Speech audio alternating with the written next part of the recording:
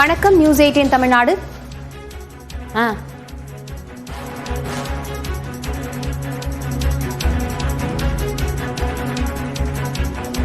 நடிகர் அல்லு அர்ஜுன் காவல்துறையின் விசாரணைக்கு அழைத்துச் செல்லப்பட்ட நிலையில் விசாரணையானது நிறைவு பெற்றிருக்கிறது. அண்மை செய்தியாக பார்த்து வருகிறோம். இது தொடர்பான விவரங்களுடன் செய்தியாளர் ராஜா இணைந்திருக்கிறார். ராஜா, விவரங்களை பதிவு செய்யலாம். வணக்கம்.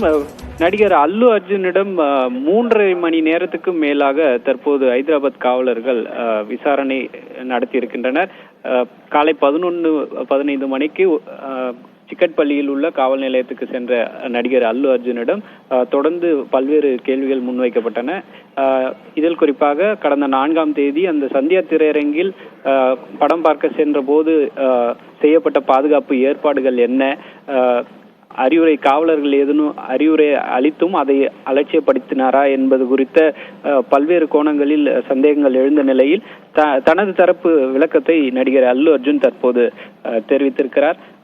சற்று முன்னதாக அல்லு அர்ஜுனின் சட்ட ஆலோசகர் குழுவானது அந்த சந்தியா திரையரங்குக்கு நேரடியாக சென்று அங்கு பார்வையிட்ட நிலையில் தற்போது காலை 11:15 மணிக்கு சென்ற அல்லு அர்ஜுன் தற்போது விசாரணை முடிந்து சிக்கட்பள்ளி காவல் நிலையத்திலிருந்து வெளியே வந்திருக்கிறார். இந்த விசாரணையின் போது பல்வேறு கேள்விகள் அவரிடம் முன்வைக்கப்பட்டன. குறிப்பாக அந்த விவகாரத்தில் அந்த கடந்த 4ஆம் தேதி நடந்த சம்பவத்தில் ரேவதி என்ற பெண் உயிரிழந்தார். இந்த விவகாரத்தில் என்ன மாதிரியான பாதுகாப்பு ஏற்பாடுகள், அதாவது அந்த திரையரங்க நிர்வாகம் என்ன மாதிரியான பாதுகாப்பு ஏற்பாடுகள் செய்திருந்தன உள்ளிட்டவை குறித்து அல்லு அர்ஜுனிடம் கேள்விகள் முன்வைக்கப்பட்டன. பவுன்சர்கள் எத்தனை பேர் இருந்தார்கள் என்பது குறித்தும் ஒரு கேள்வி முன்வைக்கப்பட்டதாக தகவல் வெளியாகி இருக்கிறது. குறிப்பாக இன்று மாலை காவலர்கள் நடிகர் அல்லு அர்ஜுனை அந்த திரையரங்குக்கு அழைத்து செல்வார்கள் என்ற ஒரு பிரத்யேக தகவலும் நமக்கு கிடைத்திருக்கிறது.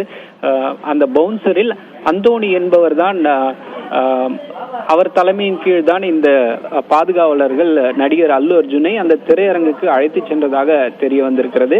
அந்த அந்தோணி என்பவர் மீதும் தற்போது காவலர்கள் விசாரணையை தொடங்கி இருக்கின்றனர். விவரங்களுக்கு நன்றி ராஜா.